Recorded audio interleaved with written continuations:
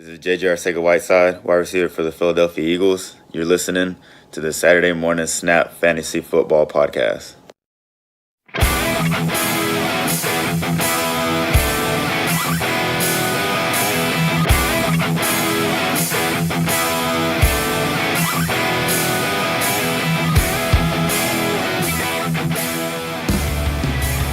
We are back with another episode live for you. It is the Saturday Morning Snap Fantasy Football Podcast. This is episode 54.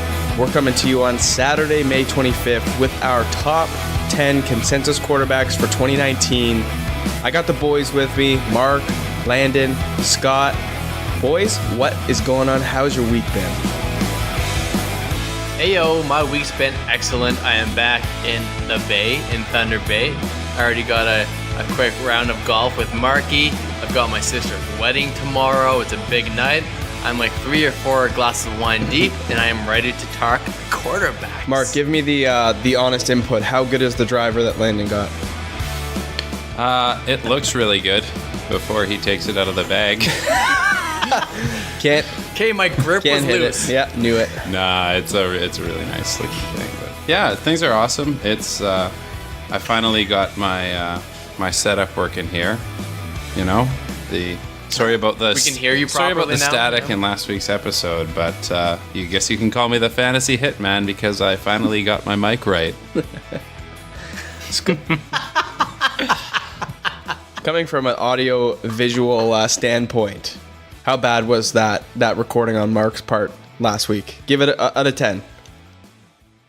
I'm going to give it a soft 3, and I'm going to give it those additional 3 points or 2, only because as I listened to our recording while I was out driving, I just like to envision that Mark was some version of 007, a Bond-like character who had to relay his fantasy expertise across nations. Calling from a sat phone in Siberia. Yep, I can see that. There's a couple Russian mobsters trying to chase you down back alleys, but you were there just on the phone making sure that we knew your thoughts on rookie running backs, and for that, I appreciate, your sacrifice. Hey, that's how we get it done on this. That's how we get it done on this podcast. Like if you can't be in the right place, right time, pick up the burner phone, get in the takes. Absolutely, Send them takes in. Things are going well here in the 6. The Raptors are going full tilt, and the city is popping. It's pretty electric here. To be clear, he is talking about the basketball team. No need to worry. It's not like in those movies, folks. Look, hey, people know who the Raptors are, okay? Now they do. We got top 3 player they know in the league. who the Drakes are, that's for sure. That's true. Drake was, Jurassic Park, Drake was bringing it. He was giving her. He is every single one of us in our living room, just embodied out there, and I quite enjoy it. God, I hope he comes to Game 6 wearing a Bucks mascot costume, just for the full jinx. Oh, that would be terrific. That'd be great. Man, you're calculated, Mac. I like that. Thank you. So listen, Landon, you've got a question for us here, a secret question that we don't really know about. So, because we're talking quarterbacks on this episode, I want everyone's take on their favorite all-time quarterback. And it can be because there's so many great quarterbacks with Dan Marino and Brett Favre. I actually want one of your fictional quarterbacks, legendary on the silver screen, and what we always grew up watching. There hasn't been a whole lot of really good football movies out lately. So let's throw it back to your childhood. Growing up and why you love football to this day. I want your take on your favorite fictional quarterback. Wow, what a question. Yeah, Scotty wanted to tag this guy first, so I'll let you go first, Scoots. Well, in my opinion, there really is only one epic fictional quarterback, and that is Mr. Shane Falco, who is perfectly embodied by not just the star of one John Wick, but the John Wick trilogy, Keanu Reeves in his prime. And everything he went through building that that team of just lackadaisical slackers into just the powerhouse that they were on sheer will and determination. I think that puts them streets ahead, if you know what I mean. I mean, let me remind you about a little bit of the glory that was this man. No, Look, pick up the pace, Scott. So this is a 45-minute episode here. this guy took a team called the Replacements. I will end it with one thought. I want the ball, coach. Winners do. Okay. Oh, Amen. in cold blood. All right, Marky, who you got? All right, my pick is he's slept on, but I got Nelson Muntz from the Springfield Bobcats of clutch. Simpsons fame. So he only played football in the one episode, which is a great episode, a classic. But he literally picked up his lead blocker, flattened all defenders in his way to scoring, then spiked both the ball and his lead blocker, who was Bart. Nice, that's excellent. Landon, I want your pick before I go because I don't think you're picking my guy. Oh, all right. So this guy is a legend. Maybe you are picking my circles. guy. He is. I don't even know if he's real or not. Number 18. He transcended what quarterbacks are. We call him here Miles Deep, the Silo, Peterson. God. He is the guy. Huge. That is so out of left field. Okay. He underthrew me so much as a wide receiver. I didn't know what to do with myself. But he is my favorite quarterback. Now, are you drafting him based on his on his stats and accolades in the Northwestern Ontario football area, or his time overseas in the UK leagues? I'm going North America League. Wow. Oh, the Hammersholt Vikings. Okay, that's that is a good time period in the Silo's career. I used to snap the ball to young Peterson there. Yes, right up until he broke his leg. Well, listen, in warm-ups. I believe it was in warm-ups, yes. I can't believe that through 3 picks, none of you took Paul Crew from The Longest Yard. Sandler was Paul Crew. Oh, yes. But I'm not going Sandler. I'm going a man who, Landon, I thought when you said legend, this man is legend. I thought that you were going to go with my guy, which is the only man that can throw. I mean, you say that Miles is Miles Deep. My guy can throw a football over mountains. Back in '82, I used to be able to throw a pigskin quarter mile. Are you serious? I'm dead serious. I'm talking Uncle Rico from Napoleon Dynamite. It's a clutch pick. You know that. Hey, you know that if Coach had to put him in, they would have won state. Easily won state. Just saying. Legend. Absolute legend. There Uncle it Rico. is. Okay, I think Mac takes this one. That's a beautiful pick. It's pretty terrific. What we know is Andy Reid made the right decision this year and put Patrick Mahomes at quarterback, and he lit the NFL on fire. That's it. From now on this podcast, Patrick Mahomes' name is Uncle Rico. Okay? There you go. All right, sounds good. Every week starter. That's nice. Uncle Rico.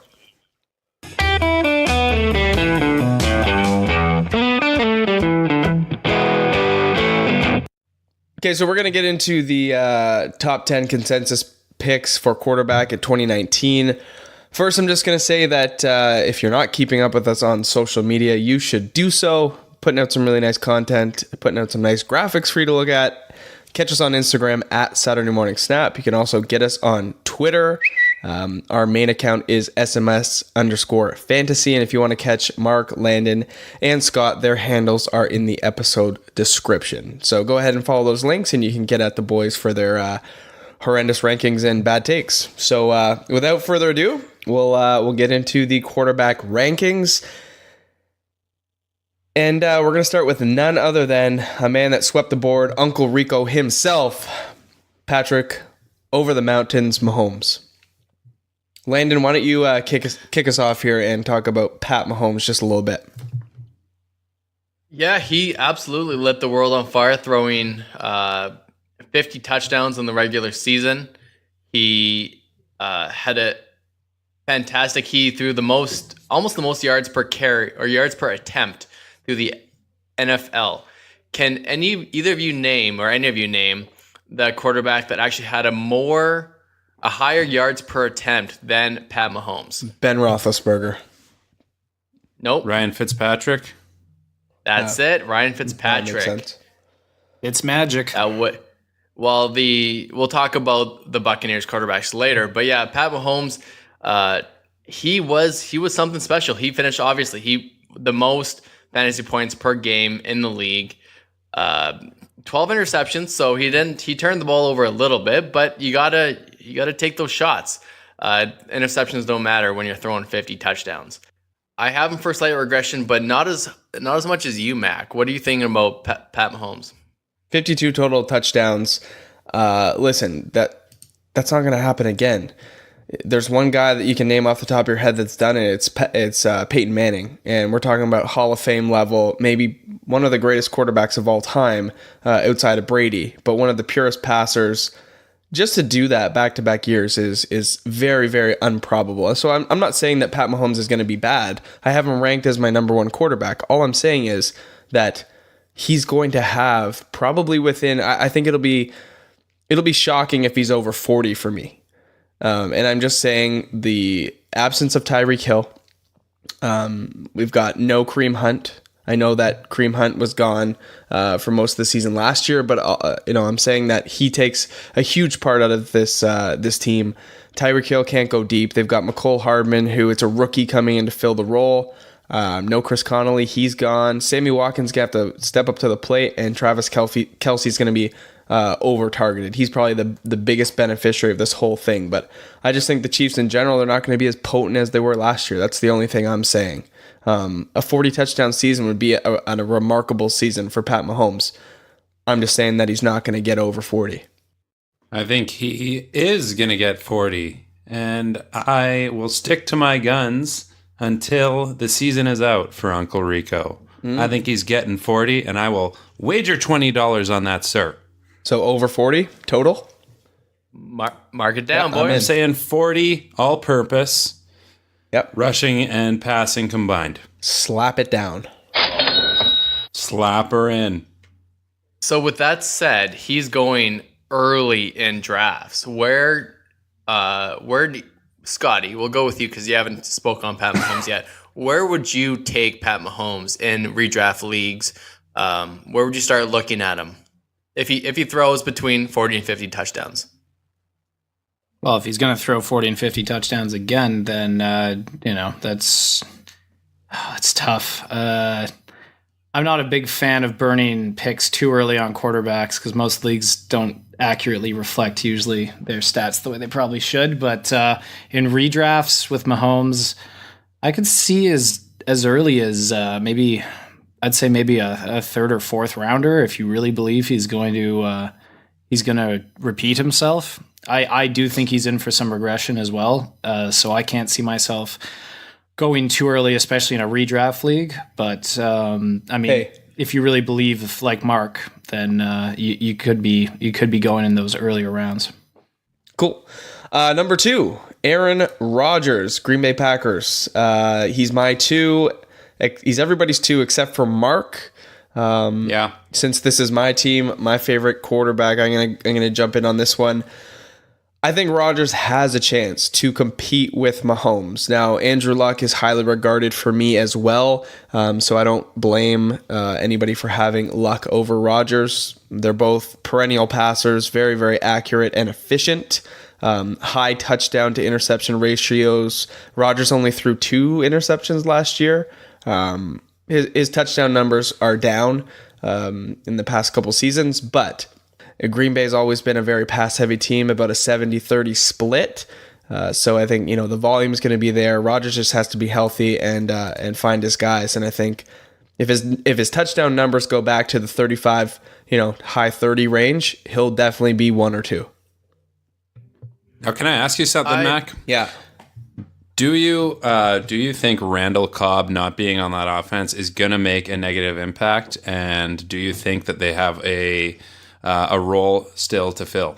No, I think Geronimo Allison's going to step in and play that slot role. Okay, so Mark, I want you to talk about Andrew Luck and why you have him in front of Aaron Rodgers here.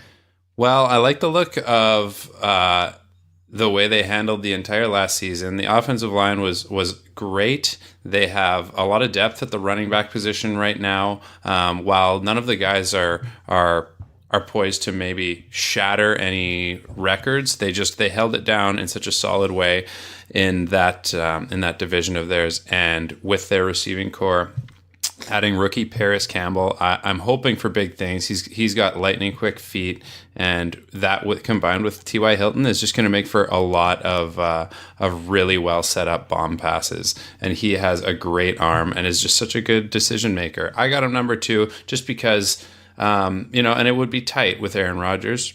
But it's like I said, I do think losing Randall Cobb is going to maybe change that offense a little bit. And if Aaron Jones doesn't pan out in the way that Mac and even guys like James Coe are hoping for, then they are going to have to rely so heavily on that passing game. So I think either way it's a win-win. If the ball moves down the field, they're a team that likes to run in the air, pass in the red zone. So if the ground game can move the chains, that just gives Rodgers more time to find his guys in the end zone that he likes to, throw those little slants or fades in and around the red zone. They throw it in the red zone more than any other team in the league. So, Scotty, I want you to talk about Deshaun Watson. You have many friends that are close to the Houston Texans, so you have him as your consensus number 4. You're pretty much consensus according to Fantasy Pros with your top 4 quarterbacks. So speak on Deshaun Watson and how you see him performing this year. Well, I think when Deshaun Watson's at his best and healthiest, he is an absolute force in the world of fantasy. He is the epitome of getting as many points with his feet as he will with his arms.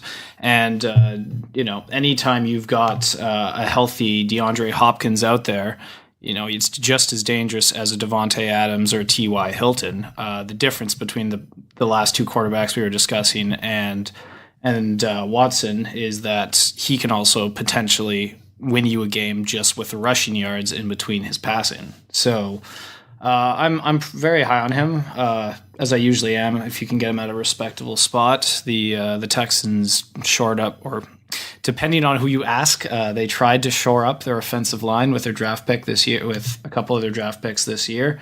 So I think the threat of a kind of a balanced rushing and passing attack with him in the world of fantasy makes him a really interesting prospect with him at full health, both for him and the next gentleman on our ranking. So that's something to always be excited about in the world of fantasy. Mm-hmm. Mac, do you think Deshaun Watson finishing this high has to do with the health of Will Fuller, or do you think Kiki QT can withstand kind of this ranking with obviously Hopkins being that league guy? Yeah, I mean, I have Deshaun Watson a little bit lower than you guys at 6, just for the injury concerns, the longevity of some of his pass catchers. So Will Fuller struggled with lower body injuries for the past couple seasons. Kiki also brings with him some soft tissue issues. Yeah, so I mean, those type of issues linger, and a bad knee is problematic for Will Fuller. I think if they're healthy, absolutely, Deshaun Watson represents a lot of upside. The only problem I have with guys like Watson and Mahomes is you have to spend so much draft capital to get them on your team that if you draft Pat Mahomes in the, I've seen guys take him as early as the early to middle second. He's going in about the third right now. But late second, early third, like, you are drafting him at the absolute ceiling, and we're already sort of posing him for regression. So, I mean, the same sort of thing exists with Deshaun Watson. I just think if you draft him there, he has to just absolutely go off. Last season was pretty good. It doesn't reflect the pace that we saw him on in his rookie year before he went down and out for the rest of the season. But my hesitancy with him, obviously ranking him at 6, is due to a little bit of the health of his wide receiving core. I mean, if he has DeAndre Hopkins, Hopkins is going to be great regardless. And I think that Watson gets a bump because he can do it with his legs. You brought that point up. But if we look at our top three, Mahomes, Rodgers, Luck, all very efficient, pass-heavy quarterbacks, pocket passers who also have a little bit of ground game in them too. So, that's just my hesitancy with Deshaun Watson. Yeah, and so next guy on the list is probably presents some of the most value in fantasy league so far from what I've seen. That's Russell Wilson. Mark, you have him in Dynasty. You kind of have him a little bit down. How do you feel about Russell Wilson and where that Seahawks offense is going this year? Well, I certainly don't have him in the top 5. And for me, it's out of the discussion because they're such a run-heavy clock management team.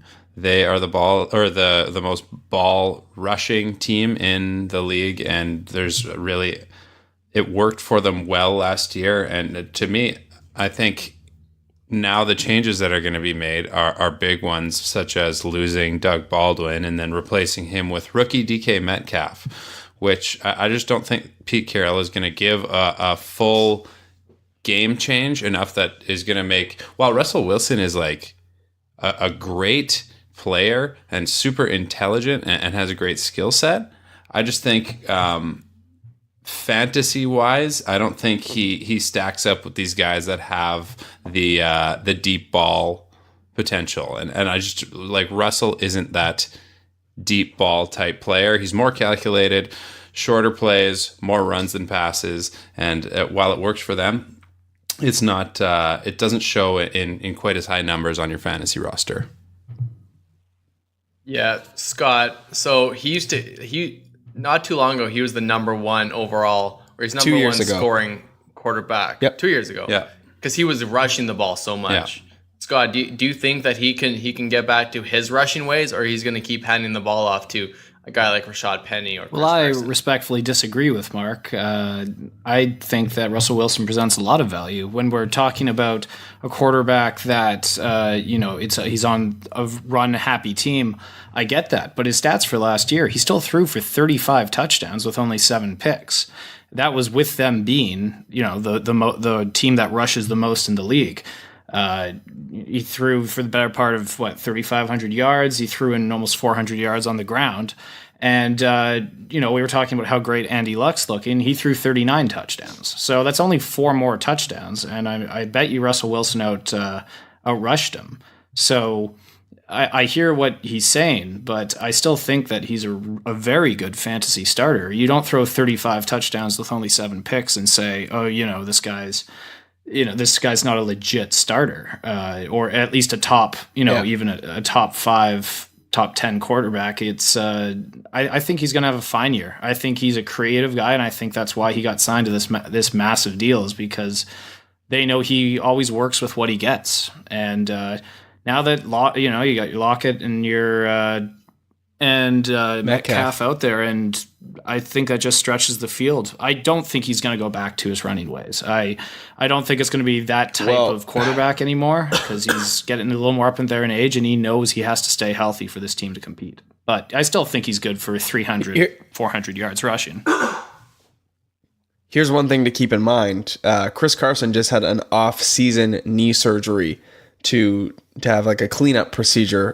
Pete Carroll was I guess calling it that. So something to keep your eye on. But if they're without their primary back and Rashad Penny does have to come in and shoulder the load, I could see a lot less running plays being called, just because what we've seen from Penny so far is a very inefficient runner. Not so great with the ball, so that could lead to a lot more passing plays and potentially broken plays for Russell Wilson to make something happen on his own. So something to keep your eye on. So I've got him at 7th, and you've got him at 5th. And Scott, you do make excellent points. However, there are 2 guys ahead of him that we haven't talked about yet, and I will have a word to say about them as well. Alrighty, looking forward to it. It's not that I don't think Russell Wilson won't be great. He's going to be fantastic for fantasy, as he always is. But I'm with Mark. There's 2 guys that I just have to rank ahead of him that I like a lot better, who I can get in a little bit of a better spot. So, Mark, who do you want to talk about in terms of the two guys here? You want Baker or do you want Matt Ryan? Well, next down, we've got Baker. Well, I guess it doesn't matter. They're ranked consensus 6.25 among the four of us. I've personally got him at 5th, Mac at 4th. We're high on him. Scott and Landon aren't quite as high on him. And Mac, I'll go Matt Ryan. Talk about Baker. Oh, you want me to go Baker? Yeah. Okay. I just think Baker Mayfield represents a ton of upside. If I were to ask you what team has the most talented roster in terms of offensive positions from quarterback to running back to wide receiver to tight end, you're not going to give me anybody else than the Cleveland Browns. And we're talking... Isn't that amazing to say? It's insane. Like, just for the people out there that they can't think of the players off the top of their head, Baker Mayfield, who we're talking about right now, had a sensational rookie season as soon as he got the starting role. They picked up Kareem Hunt, who's set to come back week, is it 8? Yeah. Week 9? Week 8? Oh, week 9. Week 9, 8-week suspension, right. So Kareem Hunt, set to come back week 9. Nick Chubb, also a fantastic rookie season. They've got Odell Beckham Jr., one of the best wide receivers in the league, if not the best, in terms of talent and skill. You got Jarvis Landry, a couple years ago caught 113 balls with the Miami Dolphins, set a franchise record. You've got Antonio Callaway, another standout rookie. You've got David Njoku at tight end. I mean, this team offensively is stacked. So Baker, with the team he had last year, was able to be very serviceable for fantasy. Now that he has the weapons that he has, and he has a better offensive system in front of him with Freddie Kitchens at the helm, dude, I think sky is the limit for Baker Mayfield right now. And if we look to where he's going in drafts, he's going in the 6th round. So that is not an obscenely crazy price like you'd have to pay to get Pat Mahomes in the 2nd or 3rd. So if you want to go high on a quarterback, which we don't really advocate that you do, but if you want to, I think Baker is a perfect spot to spend, really. I think just the expectation on him is also really high, and we'll see how that plays out. But I agree. It's like you can't really argue with the skill and the wide range of guys that you have on that offense. Yeah. Scott, you have him pretty far down your list. Did Matt convince you into maybe moving him up, or are you going to stick to your ranking of 9 and just let other people have Baker? Well, that kind of explains why my ranking is low on him, because it does seem like every season there is a team or a player which kind of represents the team that gets hyped to a draft position that, like Mark was saying, the expectations are so high that if you do go ahead and snag this guy early on in drafts, you really are setting him up. I'm not going to say for failure, but you do have to hope that he hits an absolute high threshold to make it worth your pick. If you were to get him at a lower round, it wouldn't feel like such a risk. But when we're talking about Russell Wilson, Watson, Luck, Rodgers, Mahomes, and then Baker Mayfield, these are incredibly experienced veteran quarterbacks who have proven that they're elite. Baker Mayfield had a really great season, and then you bring in all these new faces. I'm not saying he can't do it. I'm just saying if you grab him in like the 2nd round of a redraft league or something because you're really excited about him, or 3rd even, I'm just saying when the hype gets real on a lot of these players, sometimes I think people get excited, reach and grab them with not that much to fall back on statistically. And, personally, I would rather have a Russell Wilson if I want to try to win it this year, because Baker Mayfield could have a sophomore slump. It happens. There isn't a proven track record yet. But that's just how I feel. I'm the wet blanket. See, I don't think that Baker Mayfield represents an overhyping. I really don't. I mean, I think Drew Brees a round later represents overhyping. You're talking about a guy that's going in the 7th round that, compared to 2 years ago and the majority of his career, is down 200 attempts. Like, his attempts per game has plummeted, and New Orleans has become a very run-heavy team and a very low-volume offense. Drew Brees went from 673, 660, 650, 670 year over year attempts down to the upper 400s. He completed 364 passes, 125 of them to Michael Thomas. So, I mean, Drew Brees in the 7th round does not represent a lot of upside. You're investing a lot of capital in a guy that is not going to return you the same value. He's a great quarterback. He's fantastic for football, but not for fantasy. Baker Mayfield might be the exact opposite. I can't argue with you on that one. As a owner of Drew Brees last year, I know the absolute pain of actually having to trot him out there. But it's I just think he may be a candidate for getting pumped up on the draft boards. But we will see. I'm sure he'll probably have a respectable season. It's just whether he ends up in the top 5-6 statistical fantasy per game numbers. We'll have to see. I'm gonna call out Mark here. I'm gonna call him out. Mark, explain yourself, boy. You got 8 for Matt Ryan, and myself, Scott, and Landon are all at 5, 6, and 6. So why are you so low on Matt Ryan? Last year's number 3 overall fantasy quarterback. I think it's just it's hard for me to fully trust a couple of those receivers. I think Calvin Ridley had a bit of an unsustainable run last year, and then on the other side, Mohamed Sanu is another player that I don't fully trust. While he's poised to probably give Julio another 1,500 yards this year, I just think a couple of these guys that I have ahead of him have a better shot with better players aside from the evident Julio Jones shutout. They got Devontae Freeman working with Ito Smith in the backfield, but if Freeman goes down, which he continually does, then they're going to be in shambles. Plus, they're working with some new offensive linemen in that system, and he got,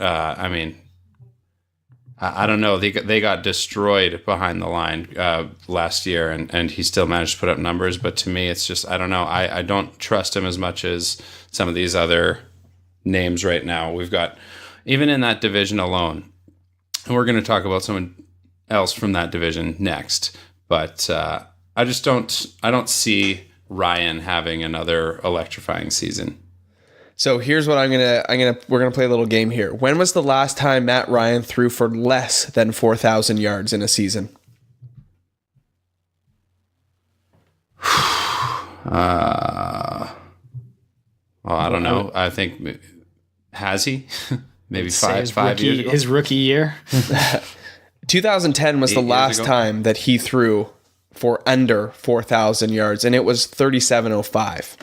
So for the last, 1, 2, 3, 4, 5, 6, 7, 8, 9, going on 9 seasons here, Matt Ryan has thrown between 49, 44, and 4,095 yards.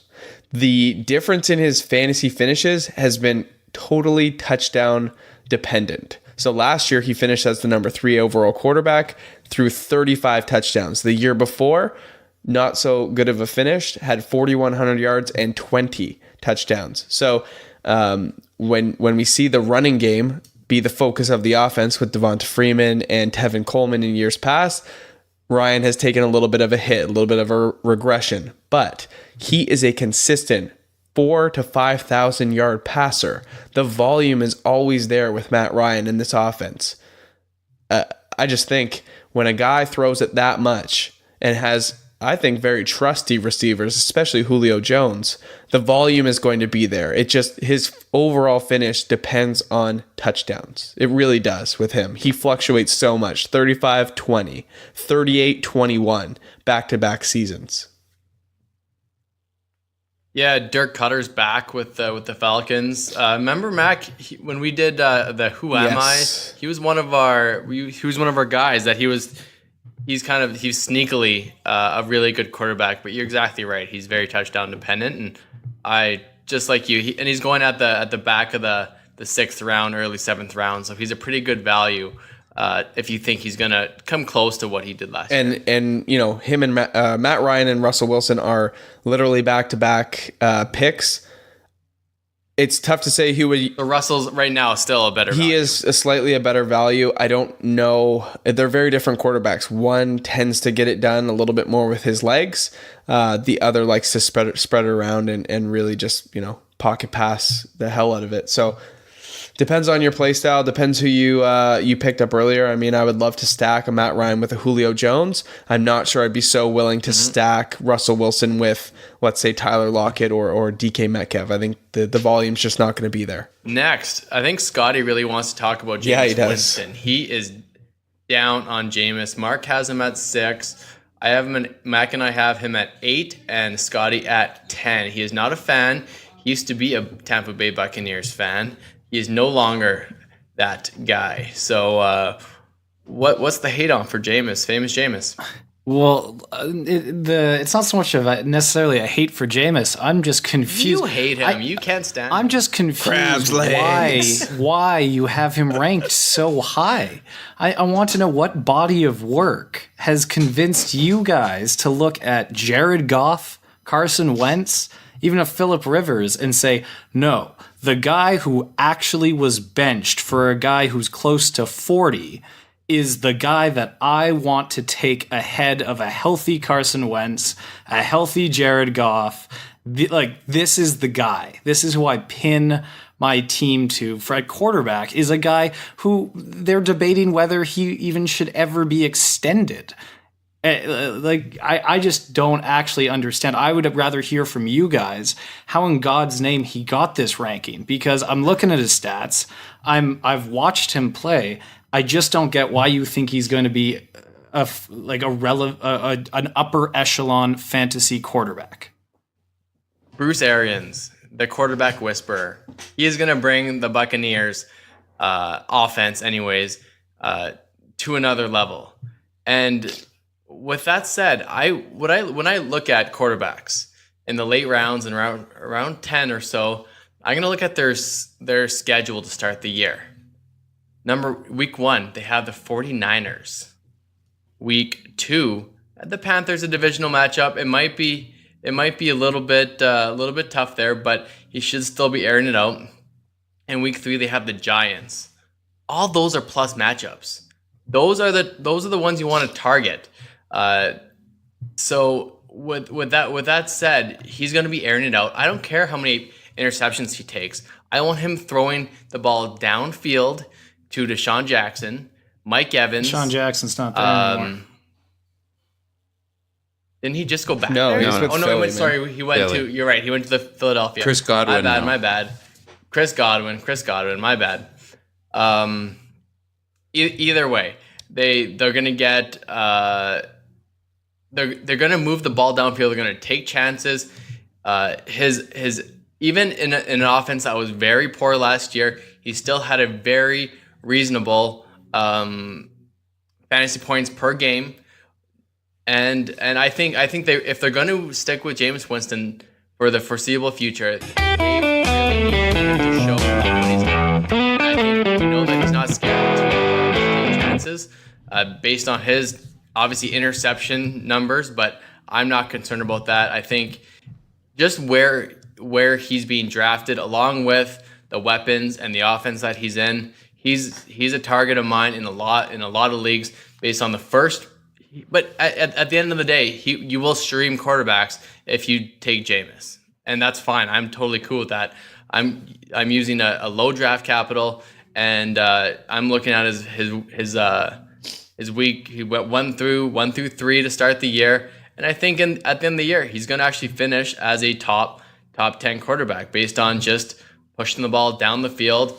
And their defense in Tampa Bay is still bad, which means they're going to have to throw the ball more. And that's better for Jameis. All right, so you've made your case. And let's just say, seeing how, a little bit of money's being tossed around on this podcast right now. Okay. One little bit of disrespect I saw deeper down in the rankings is I see my boy Jared Goff is getting put at 9, 13, and 13 outside of me. Are you willing to put $20 on the line to say that Jameis Winston throws for more touchdowns than Jared Goff?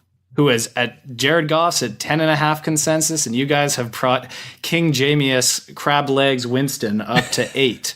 So, Landon, are you willing to put $20 on the line to say that Winston throws more touchdowns than Goff? That is interesting.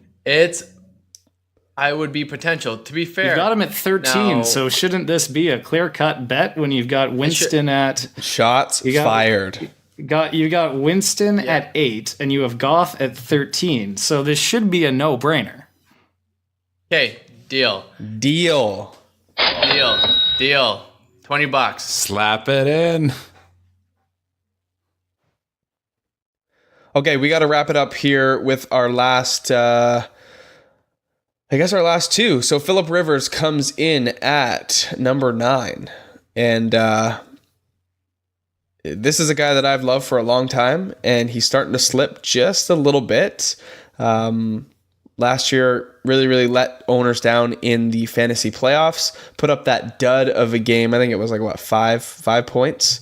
Really just let you down, cost me a fantasy championship, and I'm not really holding that against Rivers, but I just think when you look at the offense, well, yeah, maybe just a touch.